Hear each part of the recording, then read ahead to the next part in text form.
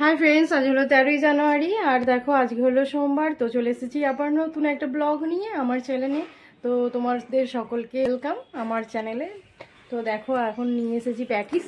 তো দুটো নিয়েছিলাম, একটা খাওয়া হয়ে গেছে আর নিয়েছি এই যে চা।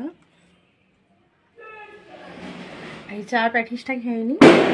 তো তোমাদের সকলকে গুড মর্নিং জানিয়ে আজ নতুন ব্লগটা শুরু করলাম। আর যে বাজিটা ফাটার আওয়াজ পেলে তো ওটা আমার হাজবেন্ড আর কি হনুমান তাড়াচ্ছে। বাজিগুলো কিন্তু নিজে ঘরে বানিয়েছে, মানে হনুমানকে তাড়ানোর জন্য। পরে অবশ্যই যদি সেরকম সুযোগ পাই দেখাবো। আর দেখো আমার মেয়ে এখানে পড়তে বসেছে, এই যে পড়াশোনা করছে আর বিস্কুটটা খাইয়ে দিচ্ছি। তো আজ ভাবছি একটুখানি এগরোল বানিয়ে দেবো ওদেরকে, দেখা যাক কতটা কি করতে পারি। তো দেখতে থাকো তোমরা।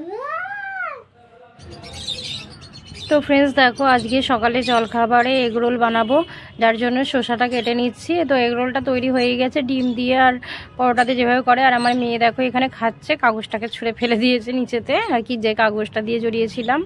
আর একটা শর্টস বানিয়েছি যেটা তোমরা পাবে, তবে পরের ভিডিওতে এর তেমন কোনো অংশ দিইনি।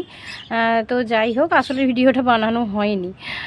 আর আমার মেয়ে তো খেয়ে খুব মজা পেয়েছে, তবে আমার হাজব্যান্ডের যেন আরেকটা হলে ভালো হতো। যাই হোক, তো ফ্রেন্ডস দেখো ছাদে চলে এসেছি টিফিন নিয়ে। তো আজ যেহেতু তোমার পূর্ণিমা, তো আমি ওদের সাথে এগরোল খাইনি। তো আমি এদিকে দেখো মুড়ি পাঁপড় ভাজা সব টিফিনে নিয়ে চলে এসেছি। আসলে আমি যেদিন মঞ্চে গিয়েছিলাম টিফিন নিয়ে গিয়েছিলাম, আর ওখানে তো সেই ভাত খেয়েছিলাম, মানে দেখিয়েছি যে ওখানে আর কি একটা হচ্ছিলো, পৌষ উৎসব হচ্ছিলো, সেখানে খাইয়েছিল। তো তার জন্য আমার টিফিনটা ওর মধ্যেই রয়ে গিয়েছিলো। পাঁপড়টা তো পুরো নিংড়ে গেছে। যাই হোক, আর একটু বাঁধাকপির তরকারি নিয়ে নিয়েছি, আমার শাশুড়িমা করেছে। একটু দেখি খাওয়া যায় কি মোটামুটি। তো তোমরা দেখতে থাকো এই ব্লগটা। আর এখানে দেখো কালকে যে বড়িগুলো দিয়েছিলাম আবার রোদে দেওয়া হয়েছে। আর ওখানে ওই কুমড়ো বড়িগুলো ওখানে ওরকমভাবে দড়ায় ঝুলিয়ে রোদে দিয়েছি। আর আমার শাশুড়িমা আবার এদিকে শুকনো কপি করতে দিয়েছেন। তো টিফিনটা খেয়ে নেওয়া যাক। তো আমাদের এখানে তো কালকে থেকেই পার্বণ শুরু হয়ে যাচ্ছে। তো একটু ভাবলাম যে ঘরটরের ঝুলগুলো মাঝে মাঝেই ঝেড়ে দিই। তো ভাবলাম পার্বণের আগে একটু ঝাড়া হয়ে যাক বলে একটু কাজ সারলাম, একটু মোছামুছি করলাম, ঝাড়াঝাড়ি করলাম, পায়খানা বাথরুম পরিষ্কার করলাম। তো এগুলো কিছু কাজ করলাম, একটু বেশি করে কাছাকাছিও করেছি। আর দেখো এগুলো বিছানা চাদর টাদর সব কেচে দিয়েছিলাম পার্বণের জন্য। আর মোটামুটি একটু দুদিন পার্বণের জন্য কাজ করলাম, সেরকমভাবে করা হয়নি, তবে এই ঝাড়াঝাড়ি মোছামুছি কিছুটা করেছি। আর আজকে একটু বেশিই কাঁচা হয়েছিল। আবার কালকে যেহেতু কাঁচাগুলো সব আজকে রোদে দেওয়া ছিল, তো সব মিলিয়ে আজকে অনেকটাই হয়ে গিয়েছিল। তো সন্ধ্যাবেলা তো আমাকে অনেকগুলি জামা কাপড়ই গুছাতে হয়েছে, প্রায় 3-4 বালতির আর কি জামা কাপড় যতটা হয় সেরকমভাবেই গুছাতে হয়েছে। আমার মেয়েরা চলে এসেছে, ঘনু আর আমার মেয়ে সংসার নিয়ে। এখানে খেলাধুলা হবে।